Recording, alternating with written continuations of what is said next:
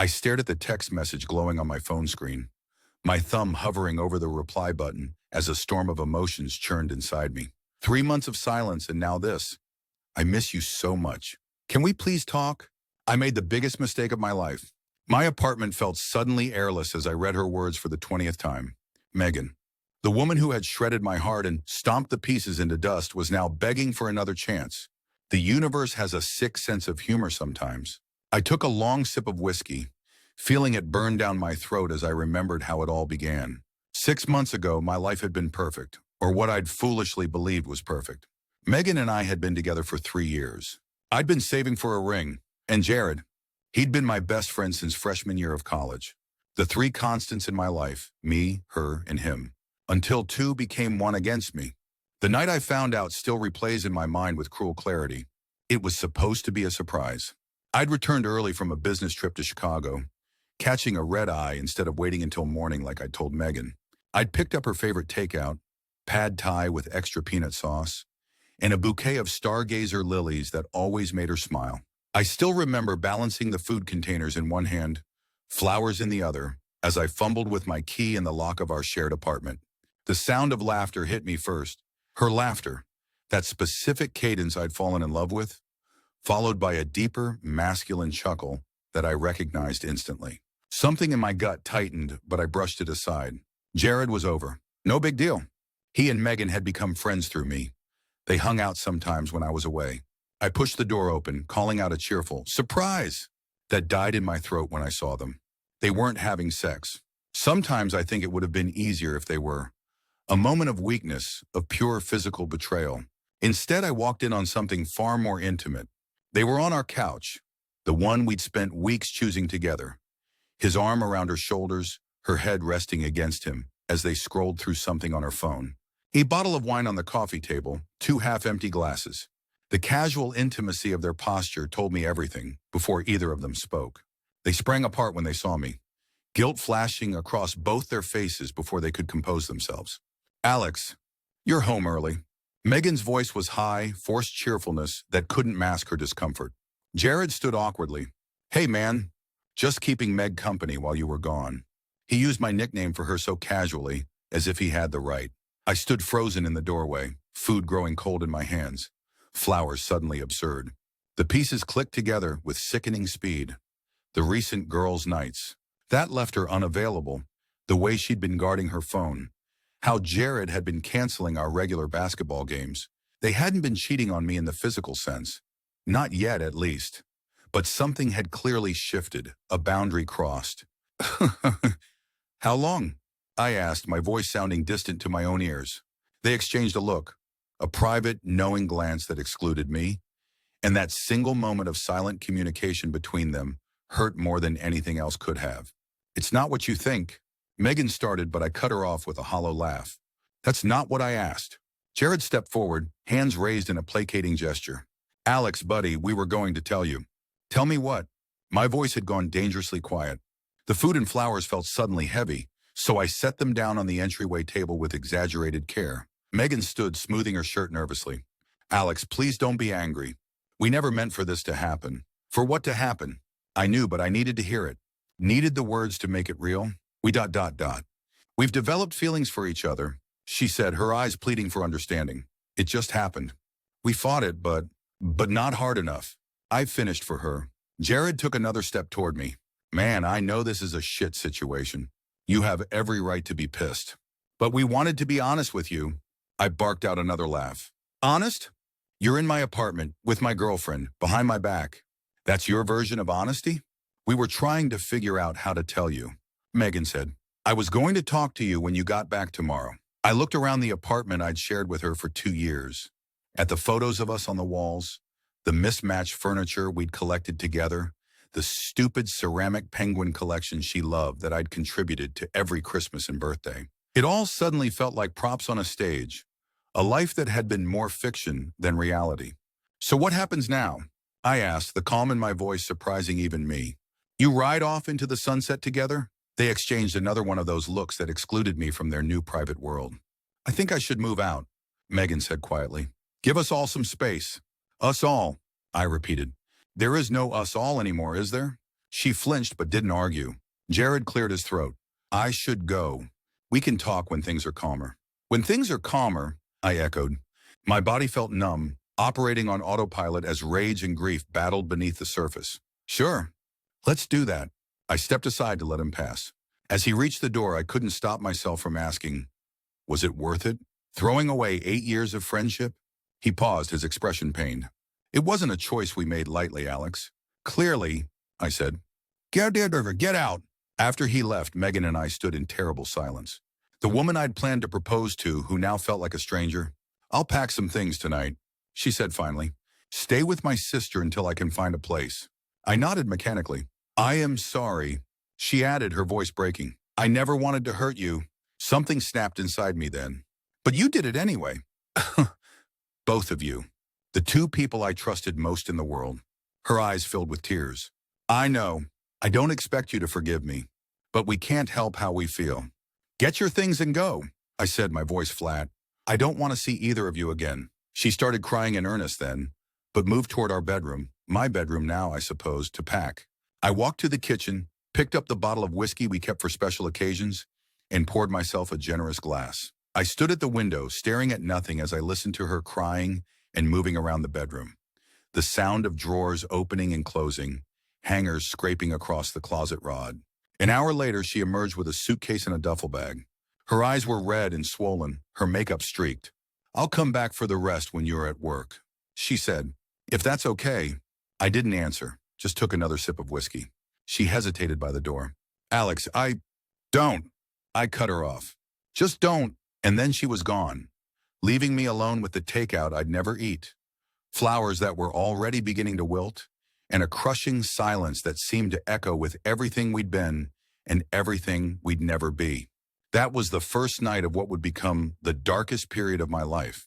I called in sick to work the next day and the day after that. I didn't leave the apartment. I didn't answer calls or texts from concerned friends and family. I existed in a fog of whiskey and sleep, letting the blinds stay drawn until I lost track of day and night. The pain came in waves. Sometimes it was a dull ache that let me function enough to shower and eat something. Other times it crashed over me with such force that I could barely breathe. Curled up on the bathroom floor, staring blankly at the ceiling, reliving every moment, analyzing every interaction for clues I'd missed. How long had it been going on? Had they laughed at me behind my back? Had I been a joke to them? The questions circled endlessly, each one more painful than the last. True to her word, Megan came back for the rest of her things while I was at work. Once I finally forced myself to return to some semblance of normalcy, I came home to find half the apartment missing. The art she'd picked out, her books, the good kitchenware she'd insisted on buying. She'd left her key on the counter with a note I didn't read, just crumpled and threw away. I deleted both their numbers from my phone, blocked them on social media, and told our mutual friends I didn't want updates or information about either of them. Some friends took sides, mostly hers and Jared's, which was another betrayal that cut deep, while others tried to maintain relationships with all of us separately, which created its own awkwardness. My sister Leah was my salvation during those first few weeks. She showed up at my apartment with groceries, forced me to eat real food, opened the blinds, and bullied me into taking showers. You smell like a distillery crossed with a locker room, she told me bluntly after the first week. This isn't you, Alex. I know you're hurting, but you can't let them take everything from you. What's left? I asked, genuinely curious. They've already taken my future. She sat beside me on the couch I'd started to hate. No, they haven't. They've changed your future, not taken it. There's a difference. I didn't believe her then, but I let her drag me through the motions of living. Shower, eat, work, repeat. Basic survival until I could figure out how to be a person again. The nights were the hardest. I'd lie awake, my mind replaying everything in excruciating detail, imagining them together, happy at my expense. Sometimes I'd grab my phone, thumb hovering over Megan's number that I'd memorized even though I'd deleted it, fighting the urge to call and beg her to come back, to choose me instead. But I never did. Pride, if nothing else, kept me from that final humiliation. Slowly, painfully, I established a new routine. I joined a gym and worked out until my muscles screamed, finding relief in physical pain that distracted from the emotional. I threw myself into work, taking on extra projects that kept me at the office late into the evening. I rearranged the apartment, getting rid of the couch and anything else that triggered memories. 2 months after they destroyed my world, I heard through a mutual friend that Megan had moved in with Jared. They were official, now posting couple photos on Instagram, attending parties together, living the life they'd apparently wanted while I was still struggling to sleep through the night without waking up reaching for someone who wasn't there. That news sent me spiraling again, but this time the dominant emotion wasn't grief. It was anger. Pure, clarifying rage that burned away the fog of sadness. I started channeling that anger into self-improvement. If they were happy and moved on, I would be too, damn it. At least on the surface. I got a promotion at work from all the extra hours I'd been putting in. I dated casually, nothing serious, just dinner and conversation with women who knew nothing about my past. I renovated my apartment, making it entirely my own space. From the outside, I was healing, moving forward, becoming someone new and better. Inside, though, the wound remained raw. Every night, alone in my new bed, in my newly painted bedroom, the anger would return, keeping me company like a loyal friend when everyone else had abandoned me. And then 3 months after she walked out of my life, Megan's text arrived. I miss you so much. Can we please talk? I made the biggest mistake of my life. I stared at those words, the whiskey burning in my throat, and felt something shift inside me. Not forgiveness, not relief. Something darker and more satisfying. Curious, I texted back, what happened? 3 little dots appeared immediately, dancing as she typed. She was waiting for me to respond, eager. Can we meet?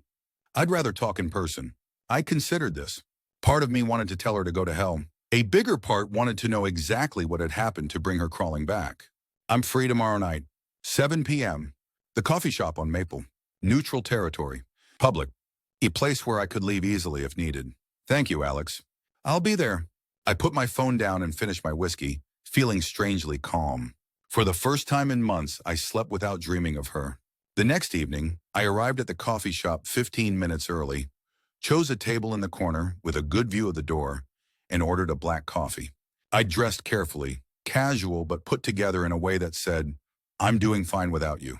Dark jeans, a blue button-down that she'd always said brought out my eyes. The watch my father had given me for graduation.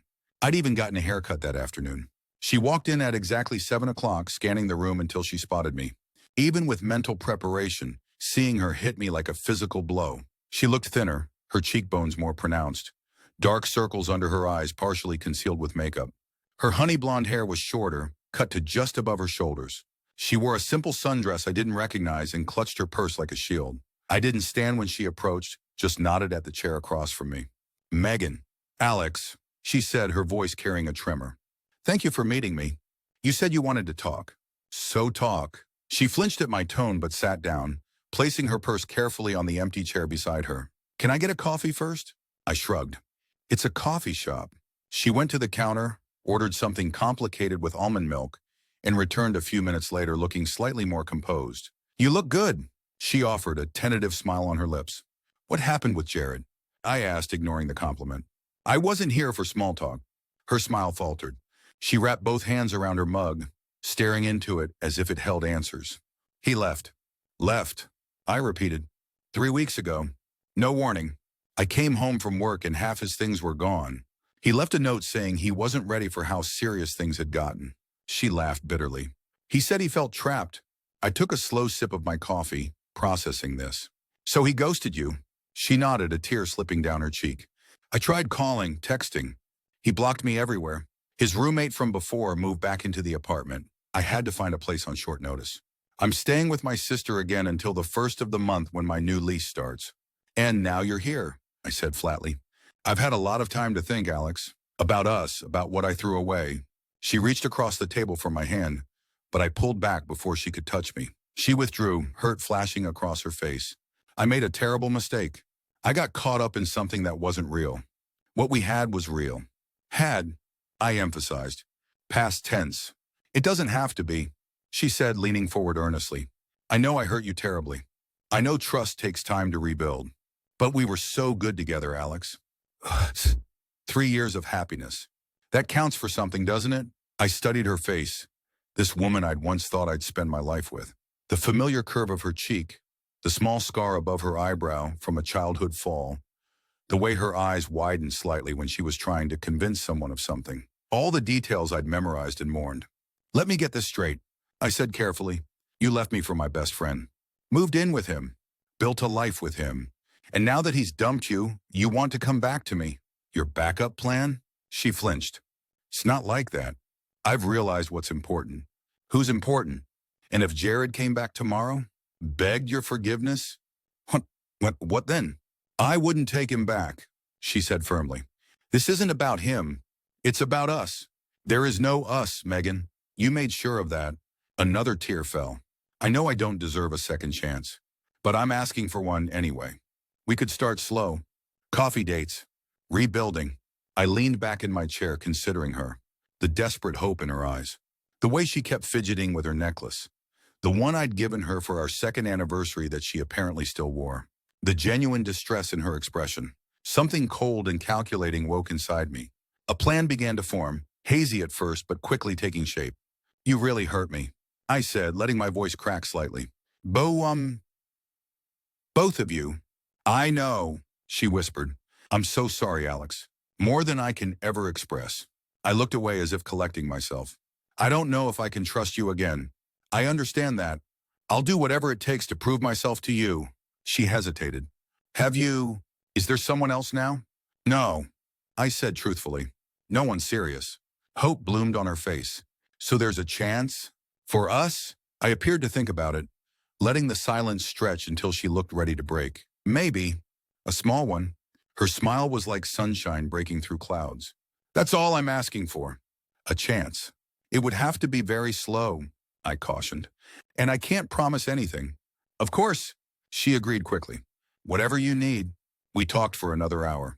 She told me about her new apartment, her promotion at work, how she'd started therapy after Jared left. I shared sanitized versions of my life, the promotion, the apartment renovations, careful to present the image of someone who had struggled but was healing. By the time we said goodbye, she was visibly relieved, touching my arm lightly as we stood outside the coffee shop. Thank you for listening, Alex, for being willing to try. I nodded, not quite smiling. One step at a time. Can I text you? Maybe we could do this again next week? You can text, I said. Let's see how we both feel in a few days. She smiled, that special smile that used to make my heart race. Now I felt nothing but a cold satisfaction as I watched hope rebuild in her eyes. Good night, Alex. Good night, Megan. I watched her walk to her car, waited until she drove away, then headed to my own vehicle. As I sat behind the wheel, I didn't start the engine immediately. Instead, I pulled out my phone and created a new note titled Project Restoration. The plan that had been forming during our conversation was now crystallizing into something definite, something meticulous, something that would make both of them feel exactly what I had felt when they betrayed me. Megan had handed me the perfect opportunity for closure on my terms. Not forgiveness, not reconciliation, but something far more satisfying. Revenge served cold, patient, and precise. That night, I slept better than I had in months. My dreams no longer haunted by what I'd lost, but filled with anticipation for what I was about to do. The next morning, I woke with purpose. For the first time since the betrayal, I felt fully alive, energized by the clarity of my new mission. I made coffee, sat at my kitchen table, and opened my laptop to refine my plan. First, I needed to understand exactly what had happened between Megan and Jared. Her version, that he'd simply ghosted her, seemed suspiciously simple. I needed the full picture before proceeding. I scrolled through my contacts until I found Ben, one of the few mutual friends who hadn't taken sides and still occasionally texted me. He worked at the same architecture firm as Jared and might have insights. Hey man, free for lunch today? I texted. His response came quickly. Sure thing. Paco's at 12:30? Perfect. I replied, then added casually. Been a while. Lots to catch up on. At Paco's, a Mexican place with noise levels perfect for private conversations, Ben seemed surprised but pleased by my improved demeanor. You look better, Alex, he said after we'd ordered. More like yourself. I shrugged. Time heals, or so they say. How have you been?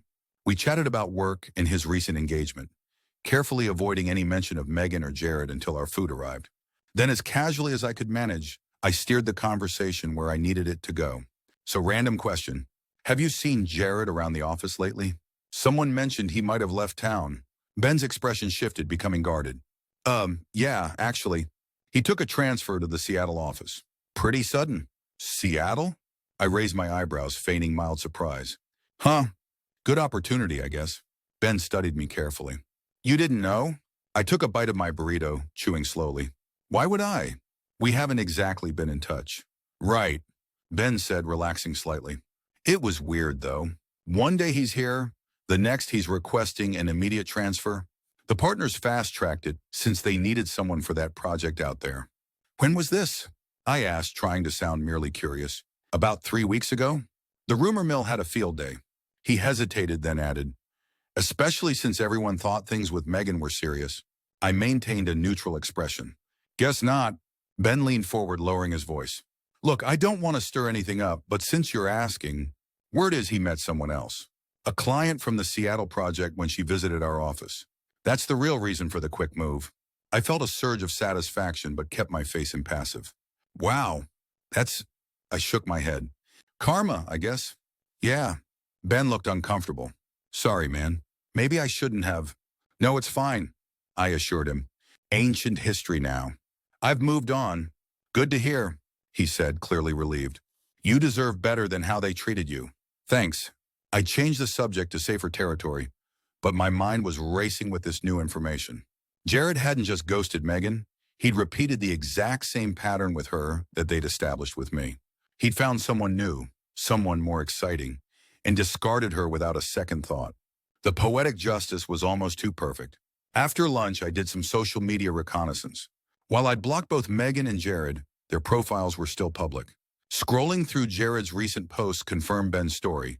Check-ins at Seattle landmarks, a new apartment view of Puget Sound, and, most tellingly, recent photos with a striking brunette tagged as Valerie Chen, whose profile identified her as a project manager at a major development company. Meanwhile, Megan's Instagram had gone from happy couple photos to inspirational quotes and solo coffee shots, the universal social media language of a painful breakup. Her most recent post from just 2 days ago was a sunset with the caption, "Sometimes the end of one thing is just the beginning of something better. Frey, Chris Healing, UARC new chapter." Posted the day before she texted me. The timing was not coincidental. Armed with this context, I texted Megan, "Free for dinner Friday?" Nothing fancy, just thought we could talk more. Her response was immediate. "I'd love that." When? Hey, what time? 7:30? I can pick you up. I needed to see where she was living, gather more intel on her current situation. Perfect. I'm at my sister's still, 1742 Westbrook Lane, apartment 3B. See you then? I replied, smiling to myself as I added her address to my notes. Over the next few days, I continued my research. I reactivated an old Facebook account under a pseudonym and joined some of the groups where our mutual friends were active. Through careful observation, I pieced together the narrative of Megan and Jared's relationship and its spectacular collapse. They'd been together publicly for about 2 months after she left me. Based on social media timestamps and comments, things had seemed perfect on the surface. Romantic dinners, weekend trips, parties with friends. But cracks had begun appearing about a month before the breakup. Fewer photos together, passive-aggressive comments from Megan on his posts. Jared had made a business trip to Seattle 6 weeks ago, presumably where he'd met Valerie. The story was painfully familiar. He'd slowly withdrawn, grown distant, started working late, until the day he simply didn't come home. Classic Jared, always taking the coward's way out. By Friday, I had a clear picture of what I was dealing with. Megan, devastated and humiliated by Jared's abandonment, looking to return to the safety and stability I represented. She wasn't back because she loved me. She was back because I was secure, reliable, and most importantly, available to soothe her wounded ego. I dressed casually for our dinner. Nice jeans, a simple button-down, nothing that suggested special effort. I picked up flowers on the way, not roses or anything romantic, just a mixed bouquet that suggested thoughtfulness without commitment. Her sister's apartment building was in a recently gentrified area of town, all converted warehouses and artisanal coffee shops. I texted when I arrived and Megan came down to meet me rather than inviting me up. A small detail that told me she was conscious of appearances with her sister. "These are for you," I said, handing her the flowers as she approached. "Just a small welcome back to town gift." "They're beautiful," she said, genuine pleasure lighting her face. "Thank you." In the car, she was nervous, fidgeting with her purse strap and filling silences with chatter about her sister's kids, the apartment hunt, traffic, anything but the elephant in the room. I took her to Giovanni's, an Italian place we'd gone to occasionally, but that held no special significance for us. Neutral territory again.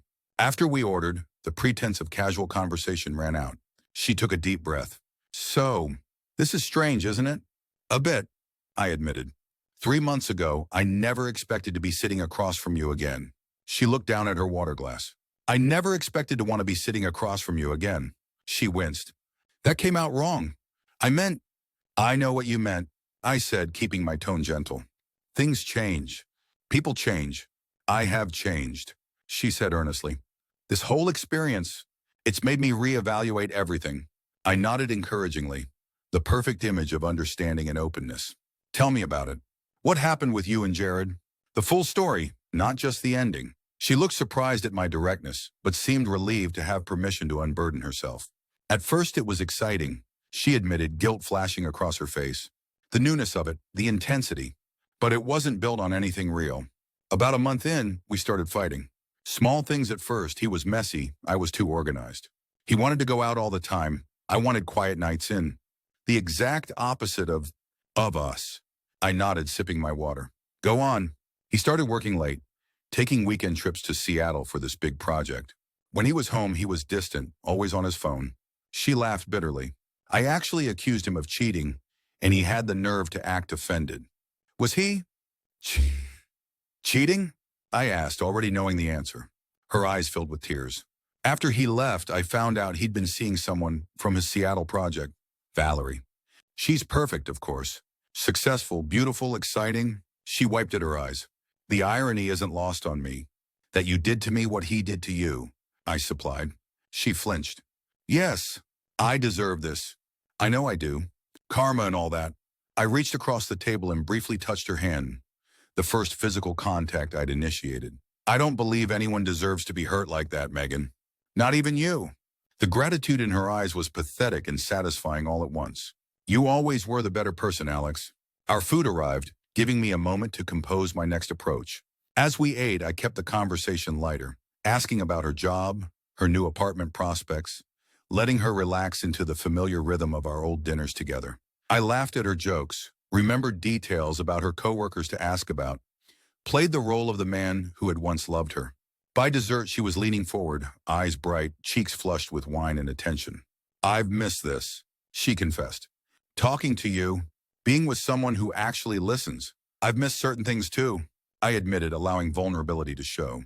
It's been a difficult few months. For me too, she said quickly. Even before Imam. You know, it wasn't what I thought it would be. With him. What did you think it would be? I was genuinely curious. She considered this. I thought it would be passionate and exciting all the time. That's how it felt at first, when it was wrong and secret. But once we were actually together, she trailed off. Real life set in, I guess. And he wasn't who I thought he was when it came to the day-to-day. And I was? I prompted. You were exactly who you always appeared to be, she said softly. Reliable, kind, thoughtful. I took that for granted. I let the silence stretch between us, watching her squirm slightly under the weight of her confession. I don't know if I can be that person for you again, Megan, I finally said. I want to be honest about that. I understand, she said quickly. I'm not asking for everything back all at once. Just a chance to show you that I've changed. That I know what matters now. I appeared to consider this. I think we'd need to start completely fresh, not pick up where we left off. Hope bloomed on her face. Of course. Whatever you need. And I need time, I added. Space to figure out if this is what I really want. I can give you that, she promised. I'm not going anywhere this time. I paid the bill despite her offers to split it, then drove her back to her sister's apartment. In the car, she turned to me, hesitant. Thank you for tonight, Alex. It meant a lot. I enjoyed it too, I said, and in a way it was true. I had enjoyed beginning to implement my plan. Can I text you tomorrow? She asked. I'd like that, I replied. She leaned across the console, her intention clear. I turned slightly so her lips landed on my cheek instead of my mouth. She pulled back, not offended, but understanding the boundary. Good night, Alex. Good night, Megan. I watched her enter the building before driving away, my mind already moving to the next phase of my plan. She was exactly where I wanted her. Grateful for the attention, desperate to prove herself, willing to accept any terms I set. The perfect position for what I had in mind. At home, I updated my notes, mapping out the next steps. I needed to establish a pattern of increasingly intimate reconciliation, building her hopes systematically while gathering everything I needed for the final execution of my plan. The next morning, she texted as promised. "Thank you again for dinner. I had a wonderful time." I waited 2 hours before responding. "It was good to catch up. Hope your apartment hunting goes well today." This began a careful dance of communication. I responded to her text but never initiated. I accepted invitations but always with conditions that maintained my control of the situation. Coffee, yes, but only for an hour because I had plans after. Dinner, but not at places we'd frequented during our relationship. Movies where we sat in the darkness side by side, not touching but close enough for her to feel the possibility. Each time we met, I revealed a little more vulnerability, calculated admissions about how her betrayal had affected me, how hard it had been to rebuild my life, how trust was difficult for me now. She soaked up these confessions, eager to prove she was worthy of a second chance. I know words aren't enough. She told me during a walk in the park 2 weeks after our first dinner, "But I'll spend as long as it takes showing you how sorry I am, how much I've changed." "Why did you do it?" I asked quietly. It was a question I'd been saving, waiting for the right moment when she'd feel compelled to give a completely honest answer. She stopped walking, turning to face me fully. I've asked myself that 1,000 times. The easy answer is that I was selfish and thoughtless. But the deeper truth, she took a deep breath. I was scared. Of what? Of how perfect things were with you. Of how certain our future seemed. I could see it all laid out. Marriage, house, kids, growing old together.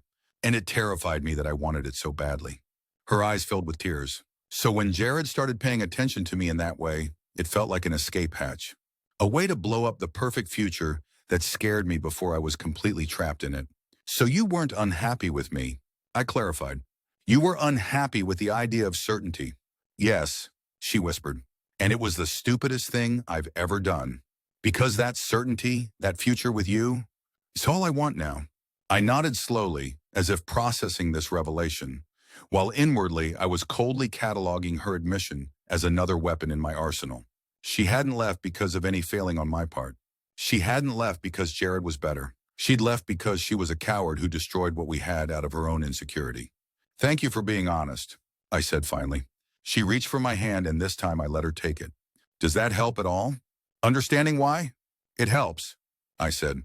And it did, just not in the way she hoped. 3 weeks into our reconciliation, Megan moved into her new apartment. It was a small one-bedroom in a decent neighborhood. Nothing like the spacious 2-bedroom we'd shared. "It's only temporary," she explained as she showed me around. "Just a 6-month lease until I figure out what's next." The hopeful look she gave me made her meaning clear. I brought a housewarming gift, a potted plant similar to one she'd had in our apartment that she left behind. Her delight at this small gesture of continuity was almost too easy. "Would you like to stay for dinner?" she asked. "I could cook. Like old times." I hesitated, then nodded. "That sounds nice." As she moved around the kitchen, I wandered through her new space, noting the details. The familiar books on her shelves. The photos, none of Jared, I noticed, but several of her family and friends. One of us from a vacation to the coast 2 years ago, placed prominently on her dresser. A strategic choice, no doubt. "What happened to all the stuff from our place?" I asked casually. "The art and things you took." She paused in chopping vegetables. "Some of it's in storage. Other things I got rid of when I moved in with Jared. It felt wrong to have them there." I nodded, filing away this information. "And when you moved out from his place, you got everything?" A shadow crossed her face. "Most things. Some stuff I left behind. I was in a hurry and didn't want to linger." Over dinner, I let her steer the conversation to increasingly personal topics. Her therapy revelations, her new 5-year plan, her changing priorities. I listened attentively, asking questions that showed I was engaged, offering enough of my own thoughts to seem reciprocal. As the evening wound down, the inevitable tension built. We sat on her couch, closer than we'd been since before the betrayal. She angled toward me, eyes flickering to my lips occasionally, telegraphing her desire. "This has been nice," I said softly. "It has," she agreed, leaning slightly closer. "Alex, I stood abruptly. "I should go. Early meeting tomorrow." The disappointment on her face was evident, but she quickly masked it. "Of course. Thank you for staying for dinner." At the door, I paused. "Megan ... This is good. Us talking again.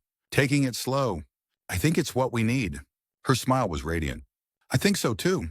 I leaned in and kissed her cheek, letting my lips linger just long enough to make her breath catch. Good night. As I drove home, I reviewed the evening's progress. Everything was proceeding according to plan. She was invested, hopeful, beginning to believe in the possibility of our reconciliation. Each small advance I allowed, holding hands, the lingering goodbye, was carefully calculated to draw her in deeper. The foundation was laid. Now it was time to accelerate things. Over the next 2 weeks, I systematically increased our closeness. I initiated texts now, suggesting outings, asking about her day. I shared more personal thoughts, let her see more glimpses of the Alex she remembered. I laughed more freely, touched her more frequently, a hand on her back, fingers brushing as we walked, knees touching under restaurant tables. On a rainy Saturday afternoon, I suggested a movie at her place instead of going out. She agreed enthusiastically, preparing snacks and creating a cozy atmosphere with blankets and candles. Halfway through the film, I put my arm around her shoulders. She immediately curled into me, fitting against my side like she used to. When the movie ended, neither of us moved. "Alex?" she asked softly, looking up at me. "Yeah? Are we really doing this? Trying again?" I turned to face her fully. "I think we are." "Is that what you want?" "More than anything," she whispered. "But I need to know what you want. Where this is going." It was the opening I'd been waiting for. I took her hands in mine, expression serious. "I want to try, Megan. These past weeks have reminded me of why we work so well together." I paused, but I'm still scared. Trust once broken is hard to rebuild. "I know," she said, squeezing my hands. "I'll do whatever it takes." "That's what I need to hear," I said, leaning closer. "Because I think I'm ready to take another step forward." "If you are," her eyes widened slightly. "I am. Whatever you need." I kissed her then, a careful, measured kiss that gave her exactly what she'd been waiting for, while maintaining my control of the situation. She responded eagerly, hands moving to my shoulders, body pressing closer. I pulled back before things could escalate. "Slow, remember," I murmured against her lips. She nodded, eyes dazed. "Slow." "Yes." As I left her apartment that night, her lips swollen from our kisses, her eyes bright with renewed hope, I felt a cold satisfaction. Each step forward was bringing me closer to the moment of revelation, to the closure I deserved. The next morning I texted her, "Last night was special. Thank you for being patient with me." Her response came immediately. It was perfect. "I'm so happy, Alex." I smiled at my phone. "Me too. Dinner at my place Friday? I'll cook." "I'd love that." Friday would mark exactly 6 weeks since Megan had texted me asking to meet. 6 weeks of carefully orchestrated reconciliation. 6 weeks of building her hopes and earning her trust. The perfect timeline for the next phase of my plan. I spent the week preparing. I cleaned my apartment meticulously, removing the last traces of the renovations I'd done to erase Megan from the space. I bought new wine glasses, new bedding, created the illusion of a home ready to welcome her back. I planned a menu of her favorite foods, bought her preferred wine, set the stage for what she would believe was our new beginning. On Friday morning, I made one final preparatory call. "Hello?" The male voice that answered was familiar, despite the months since I'd heard it. "Jared, it's Alex." A long pause. "Alex? How ... Why are you calling?" "We need to talk," I said calmly. "About Megan." Another pause. "Amber. What about her?" "She's back in my life." "Thought you should know." "And why would I care about that?" His tone was defensive. "Maybe you don't," I said. "But before things go any further, I wanted to hear your side of the story." He laughed, a short, harsh sound. "My side? She didn't tell you." "She told me her version. I'd like to hear yours." "Why?" he asked suspiciously. "What game are you playing, Alex?" "No game," I lied smoothly. "Just trying to understand what happened before I make any decisions about my future." The line went quiet for so long I thought he might have hung up. Finally, he sighed. "Look, man, what happened between you and me, between all of us, was messed up. I know that. I've wanted to reach out to apologize, but what? But it seemed better to just stay away," he finished. "Let you move on without me complicating things. And yet here we are," I said. "Megan wants to get back together. And you're considering it," he said, disbelief evident in his voice. "After what she did?" "What we did. People make mistakes." He laughed again. "Yeah, they do. Look, if you want my blessing or something, you've got it. Megan and I are over, completely over. Because of Valerie? I asked innocently, a sharp intake of breath. She told you about Valerie? She told me you left her for someone from your Seattle project. Is that not true? It's complicated, he said. But yeah, I met someone else. It happens. Funny, that's what Megan said about you and her. It just happened. What do you want from me, Alex? He asked, sounding tired. Information, I said honestly. Did Megan ever talk about me? About us? After you two got together? He hesitated. Man, I don't know if I should. I think you owe me that much, Jared. A heavy sigh. Yeah, she talked about you. Said she'd made a mistake. That was actually part of our problem. She kept comparing us. Comparing me to you. How so? Little things. How you always remembered important dates. How you listened better. How you never left dishes in the sink. He sounded annoyed at the memories. It got old fast. I absorbed this information, adding it to my mental file. And when you left her for Valerie, how did you do it? What do you mean? Did you have an adult conversation? Or did you just disappear? He was silent for a moment. I left a note and some cash for her share of next month's rent. It was cowardly, I know, but things had been bad for weeks. I couldn't face another fight. You're right, I said. That was cowardly. Look who's talking, he shot back. Mr. Taking back the woman who cheated on you. A fair point, I conceded, letting him think he'd scored a hit. One last question. Do you think she ever really loved either of us? The question seemed to catch him off guard. I don't know, man. I think she loved the idea of us. Or parts of us. But loving someone means you don't hurt them the way she hurt you. The way she tried to manipulate me. Manipulate you how? I asked, genuinely curious. Talking about the future too soon. Trying to change me. Getting upset when I wanted to go out with friends instead of staying in with her. Classic Megan stuff. He paused. You know what I mean.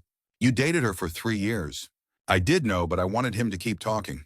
Tell me more about the manipulation. He sighed. Like 2 months in, she started hinting about moving to a bigger place together. Leaving her toothbrush, then clothes, then basically living at my apartment before we'd even discussed it. When I called her on it, she'd cry and say I was sending mixed signals. And Valerie doesn't do that. Valerie's different, he said defensively. She's independent, has her own life, her own friends. Doesn't need me to validate her existence every 5 minutes. Sounds perfect, I said neutrally. Yeah, well, we'll see. It's still new. He cleared his throat. Look, is that it? I've got a meeting. That's it, I confirmed. Thanks for the honesty. Alex, he said before I could hang up. Be careful, man. With Megan, she hasn't changed no matter what she tells you. Noted, I said. Goodbye, Jared. Yeah. Bye. I ended the call, feeling a grim satisfaction. Jared had provided the final pieces I needed, confirming what I'd already suspected about Megan's behavior and motivations. Tonight would be the culmination of weeks of planning, the perfect closure to this chapter of my life. At 7 p.m. sharp, my doorbell rang. I took a deep breath, checked my appearance one last time, and opened the door to find Megan standing there, looking beautiful and nervous in a blue dress I'd once told her was my favorite, holding a bottle of wine and a small gift bag. Come in, I said warmly, taking the wine. You look amazing. She smiled, relaxing visibly at my compliment. So do you. Something smells wonderful.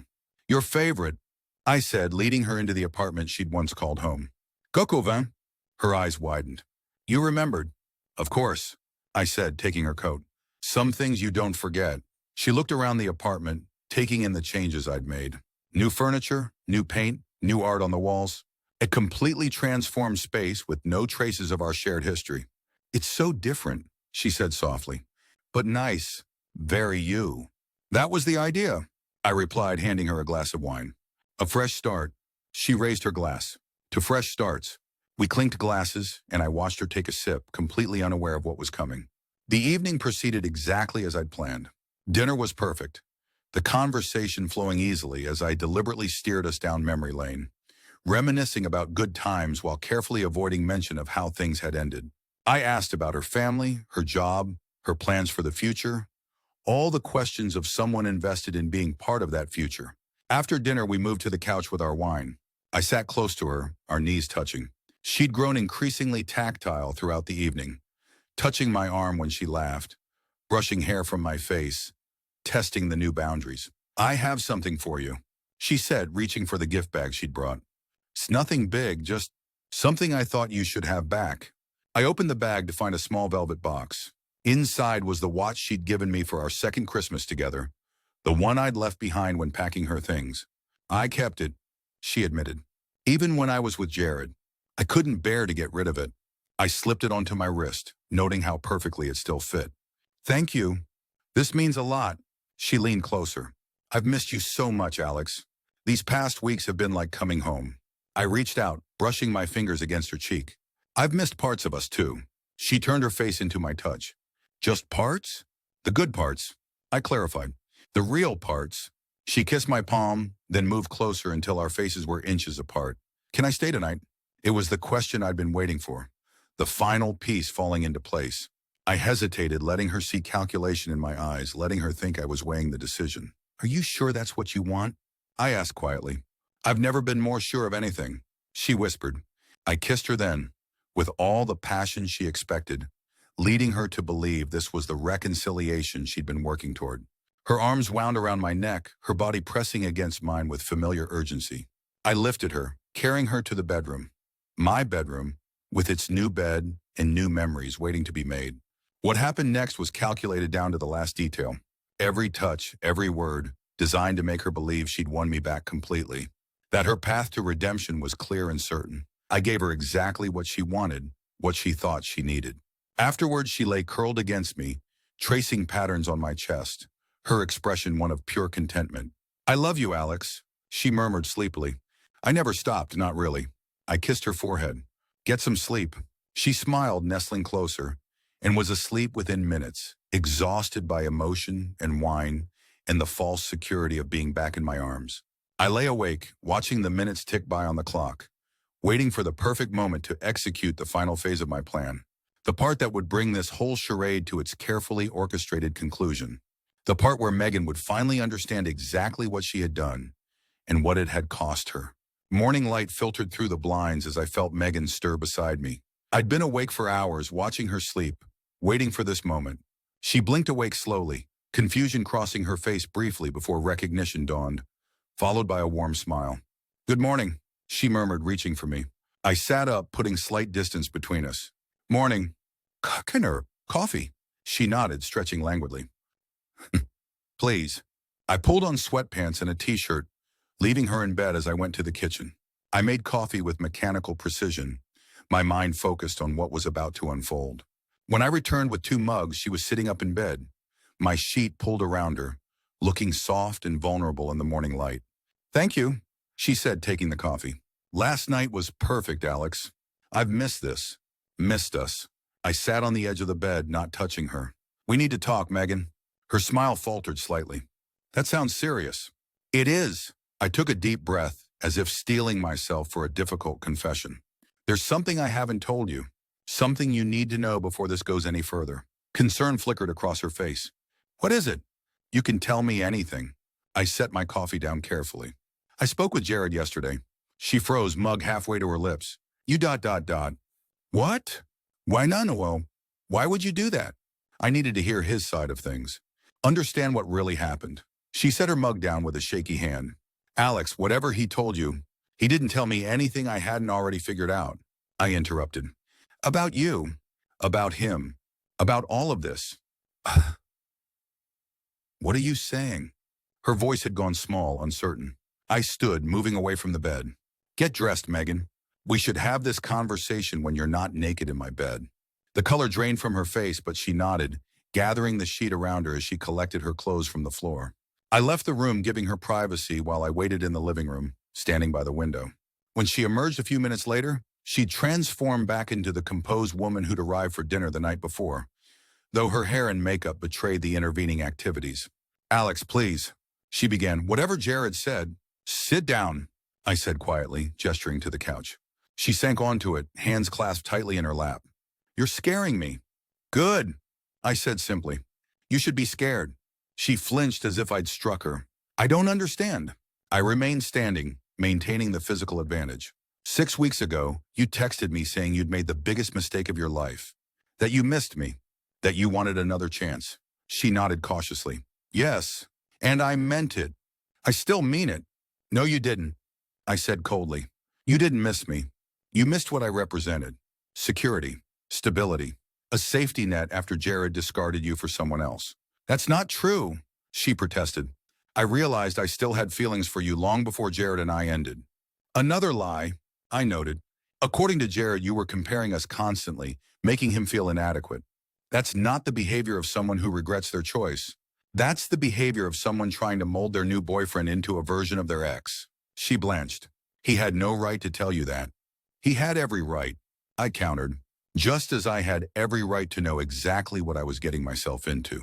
Or rather, what you were trying to trap me in. Trap you? She repeated, hurt and confusion warring on her face. Alex, I love you. I've been nothing but honest about my feelings. I laughed, a sound devoid of humor. Honest? Let's talk about honesty, Megan. Did you tell me that you tried to push Jared into moving to a bigger place after just 2 months together? That you tried to accelerate your relationship the same way you did with ours? She stood abruptly. This isn't fair. You're twisting things. I'm seeing things clearly for the first time. I corrected. You follow a pattern, Megan. You latch on to men who provide what you need in the moment. With me, it was stability and comfort. With Jared, it was excitement and change. Now that he's gone, you're back to wanting security again. And you thought I'd be pathetic enough to provide it. Tears filled her eyes. That's not what this is. Yes, I made a terrible mistake with Jared. Yes, he hurt me. But coming back to you wasn't about finding a safety net. It was about realizing what really matters. And when did you have this epiphany? I asked. Before or after he left you for Valerie? She flinched at the name. You don't understand. I understand perfectly. I cut in. I've spent the last 6 weeks understanding, watching you, testing you, seeing if there was any truth to your supposed transformation. Understanding dawned on her face, followed by horror. You've been, what? Playing me? I prefer to think of it as conducting research, I said calmly, a study in human behavior, specifically in how far someone will go to secure what they want. She stared at me, tears now flowing freely. Last night, was that all fake? Your forgiveness, your affection? Every word, I confirmed. Every touch, every moment. She wrapped her arms around herself as if physically holding herself together. Why would you do this? Because you and Jared took something from me, I said, my voice hardening. Not just my girlfriend and my best friend. You took my trust, my belief in people, my future as I'd imagined it. And I wanted you to feel exactly what that's like. By leading me on for 6 weeks? By sleeping with me under false pretenses? Her voice rose with anger and hurt. That's cruel, Alex. That's not who you are. It's who I became. I corrected her. When the 2 people I trusted most betrayed me in the worst possible way, when they showed me that love is just a convenient fiction people use to get what they want, she shook her head vehemently. No, that's not true. I did love you. I do love you. If you loved me, you wouldn't have left me for my best friend, I said simply. If you loved me, you wouldn't have come back only after he rejected you. Love isn't conditional, Megan. It isn't a backup plan. She sank back onto the couch, her anger deflating into despair. So this was all just revenge? Making me believe you forgave me, that we had a future. Just to pull the rug out? Poetic justice, I corrected. You spent 3 months destroying my world. I spent 6 weeks letting you believe you could rebuild it. Now we're even. We're not even, she whispered. What you did was calculated, deliberate. Jared and we made a mistake. We hurt you, but we didn't set out to destroy you. Intention doesn't mitigate impact, I said, unmoved by her tears. You didn't consider for a moment what your actions would do to me, how they would break me. Why should I extend a courtesy you never afforded me? She looked up at me, mascara streaking her cheeks. Well, what happens now? Now? I glanced at my watch, her gift, which I'd put on deliberately for this moment. Now you leave. You delete my number. You move on with your life, and I move on with mine. But you do it knowing exactly how it feels to be used and discarded by someone you trusted. To have your emotions manipulated for someone else's purposes. I never manipulated your emotions, she protested weakly. Didn't you? I raised an eyebrow. Showing up with that sob story about Jared leaving, wearing my favorite dress last night, bringing back the watch as a symbol of our connection, every move calculated to pull at my heartstrings. to make me feel like I was getting the better end of the deal by taking back the woman who had realized her mistake. She had no response to that, just more silent tears. I moved to the door, opening it in a clear dismissal. Goodbye, Megan. She stood slowly, gathering her purse and the remnants of her dignity. At the door, she paused. You've changed, Alex.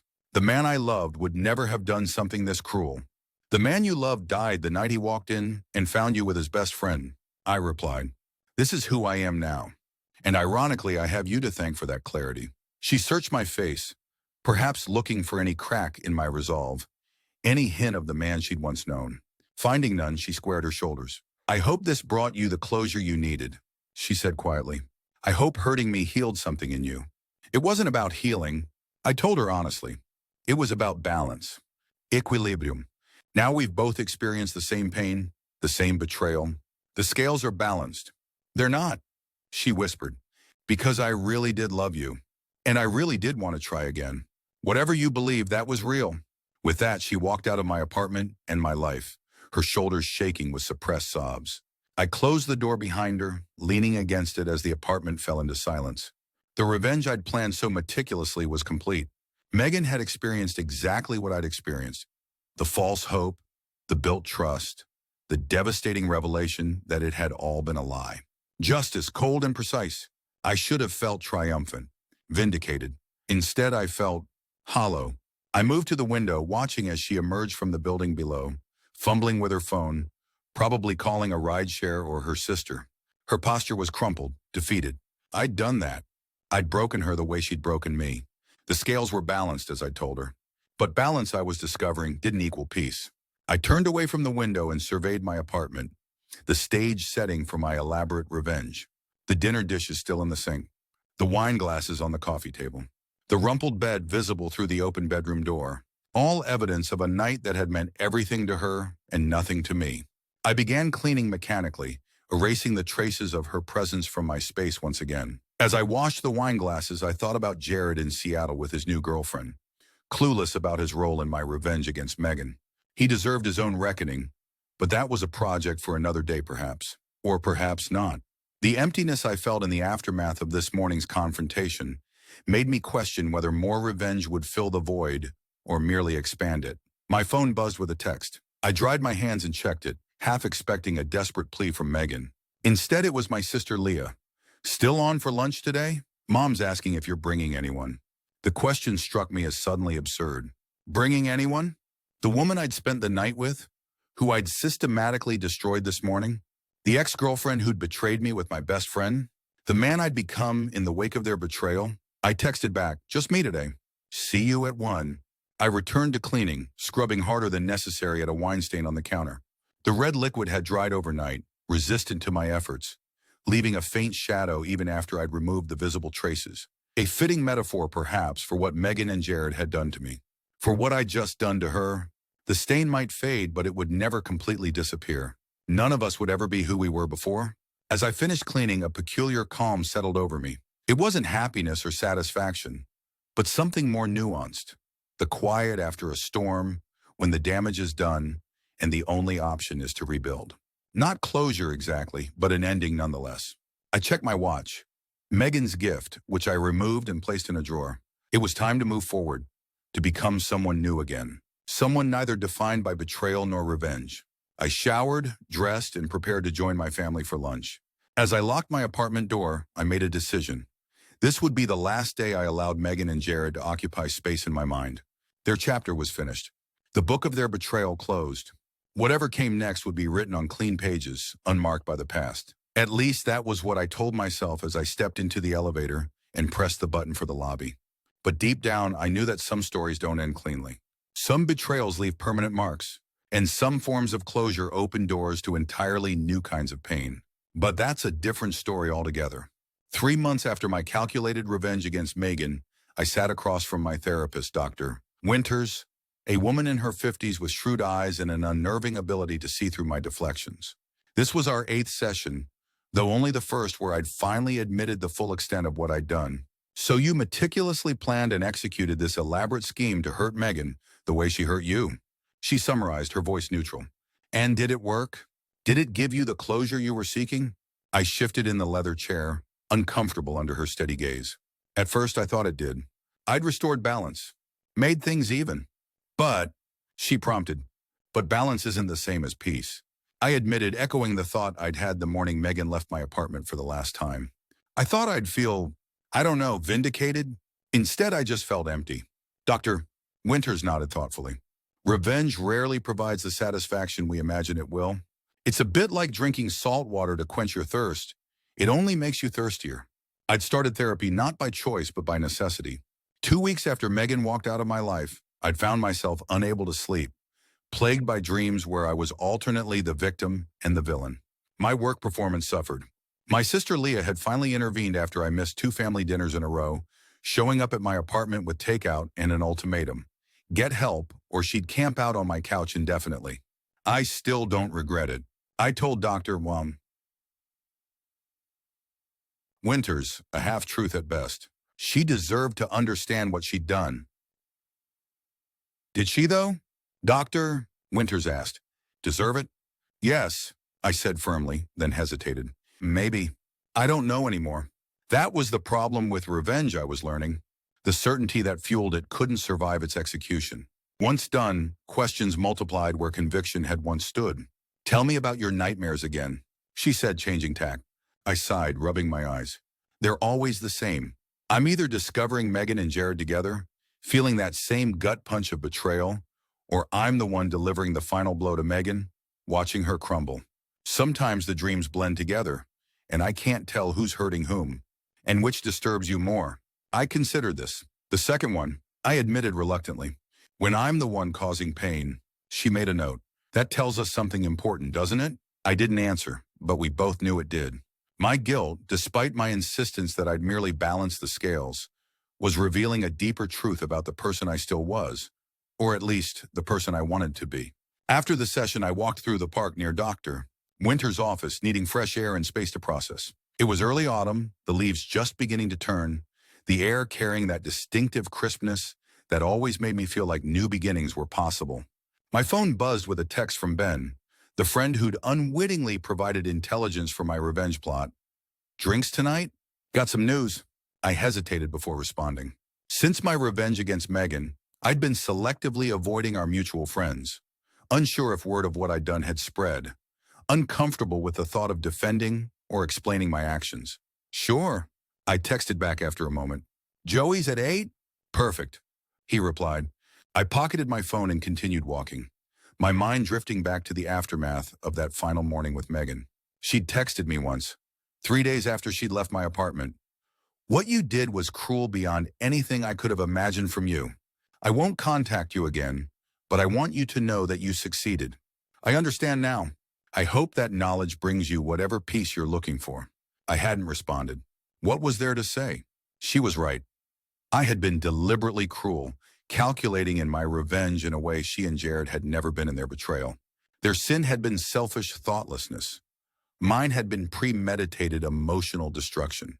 The distinction gnawed at me, despite my efforts to justify my actions. Later that evening at Joey's, a dimly lit bar we'd frequented since college, Ben greeted me with a firm handshake and concerned eyes. You look better, he said cautiously as we claimed a booth. More present. I managed to smile. Therapy helps, apparently. Who knew? He chuckled, signaling the waitress for beers. Glad to hear it. Been worried about you, man. I'm fine, I said automatically, then corrected myself. Getting there anyway. Our beers arrived and Ben took a long sip before setting his glass down with purpose. So my news? 2 things, actually. First, I'm engaged. That's fantastic, I said, genuinely pleased. Caroline's amazing. Congrats. Thanks. He grinned, then his expression sobered. The second thing, look, I debated whether to tell you this, but as your friend, I thought you should know. Jared's back in town. The name hit me like a physical blow. Since when? About a week. The Seattle thing didn't work out. Or rather, Valerie didn't work out. I absorbed this information, surprised by the lack of satisfaction I felt at Jared's apparent romantic failure. Has he contacted Megan? The question slipped out before I could stop it. Ben looked uncomfortable. That's the other thing. They've been seen together. Nothing definite yet, but Kate saw them having lunch yesterday. Kate was Ben's fiancée and one of Megan's former roommates.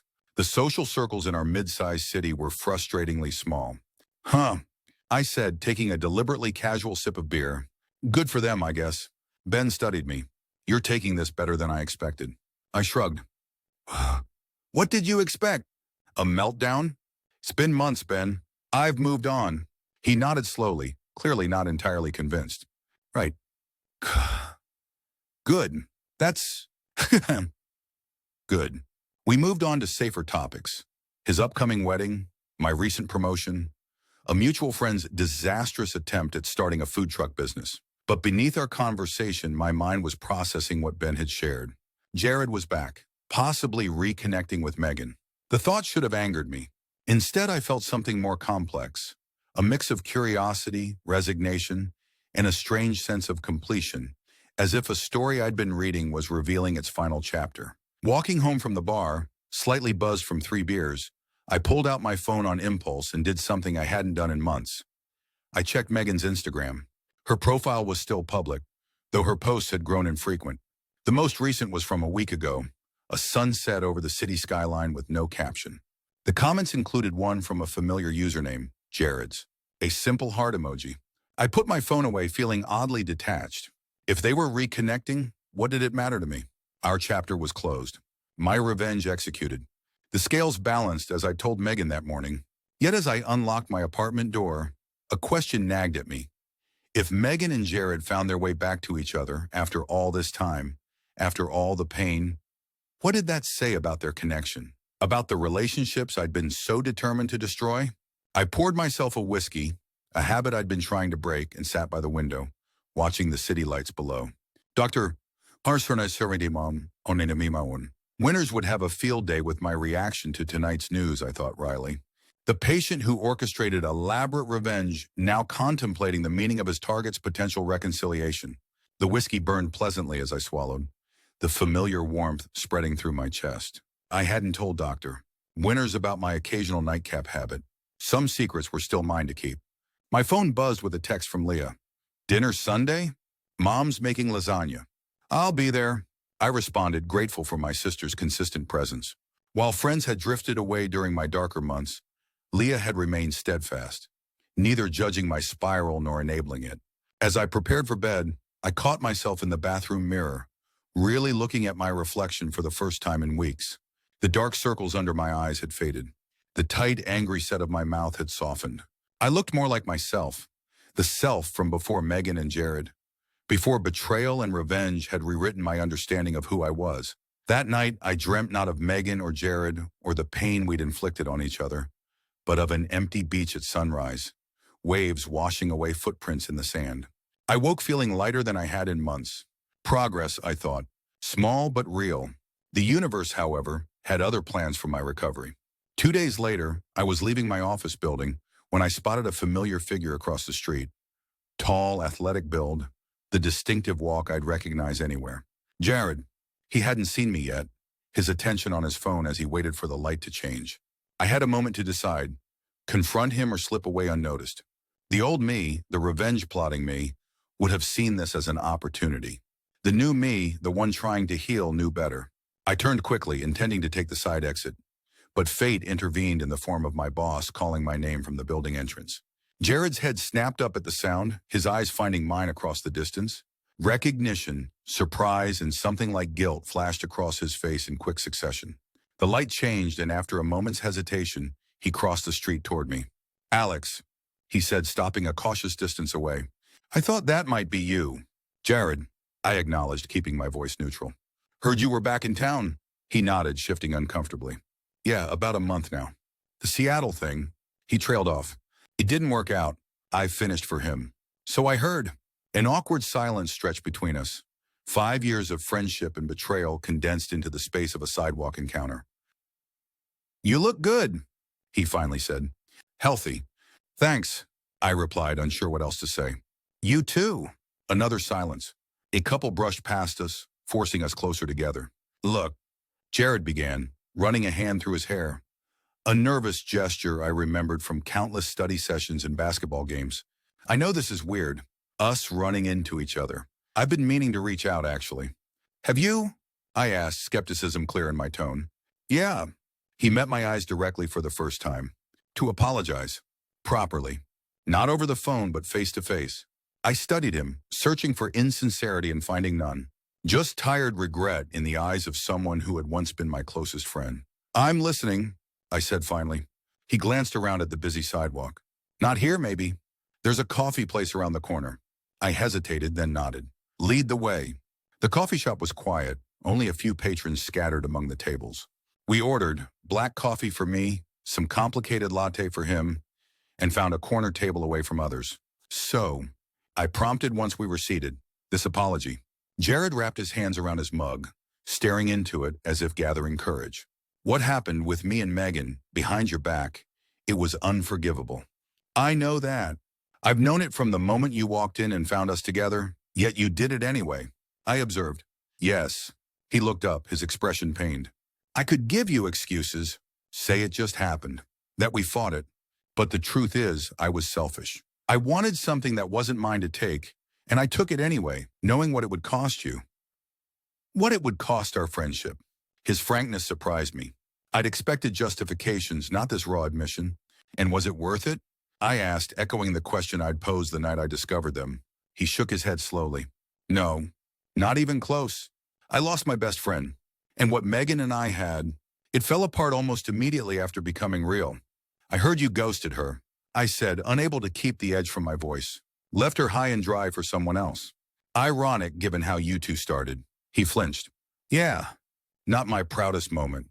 And now you're back," I continued. "Seen having lunch with her. History repeating itself?" Surprise flickered across his face. "You've heard about that too, huh? Small town. Small social circle," I corrected. "You didn't answer the question." He sighed deeply. "It's not what you think. After Seattle imploded, I came back to sort out things at the firm. Running into Megan was coincidental. We talked. Cleared the air. Just cleared the air," I pressed. "Just that," he confirmed. "Look, Alex, I didn't come back for Megan. That chapter is closed for both of us.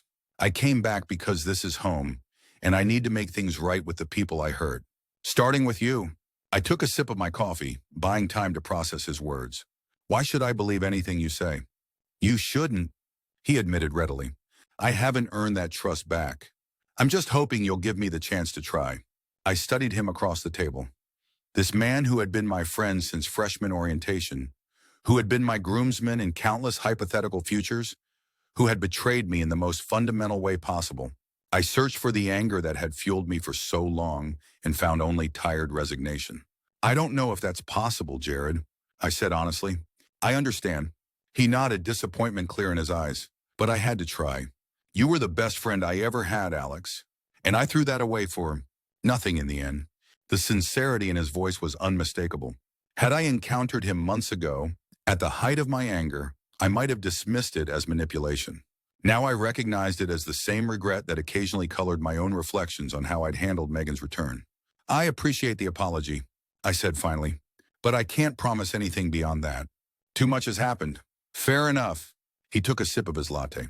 "For what it's worth, I am sorry. Truly. Not just because things didn't work out with Megan or Valerie, but because what I did was wrong. Period." I nodded, acknowledging his words without committing to forgiveness. "So what now? You're back for good?" "That's the plan," he confirmed. The firm was surprisingly willing to take me back. Turns out the Seattle office wasn't thrilled with my performance. Too distracted, they said. By Valerie? A self-deprecating smile. Among other things. Turns out running away from your problems doesn't actually solve them. They just follow you to Seattle and complicate your new relationship until it implodes spectacularly. Despite myself, I felt a flicker of curiosity. What happened with her? He hesitated, then shrugged. She figured out I was using her as an escape hatch. Called me on it. Said she deserved better than to be someone's distraction from guilt. He laughed humorlessly. She was right. I found myself nodding. Sounds like a smart woman. She was, he agreed. Much too smart for me, as it turned out. We fell into silence, sipping our coffees, the weight of our shared history hanging between us. It wasn't comfortable exactly, but neither was it the tense, anger-filled encounter I might have expected months ago. "Can I ask you something?" Jared broke the silence. "And you can tell me to go to hell if it's out of line." I raised an eyebrow. "Go ahead." Are you and Megan? I heard rumors that you two had been seen together a while back. Before I returned, the question caught me off guard. Did he not know about what I'd done? Had Megan kept my revenge private, a secret shame between us? No, I said firmly. We're not together. We never were, not again. Relief flickered across his face before he could mask it. Right. Of course. I just heard things. We met a few times, I said, choosing my words carefully. Talked about what happened. But that's it. It wasn't a complete lie, just a sanitized version of the truth. For reasons I couldn't fully articulate, I didn't want Jared to know the extent of my calculated cruelty toward Megan.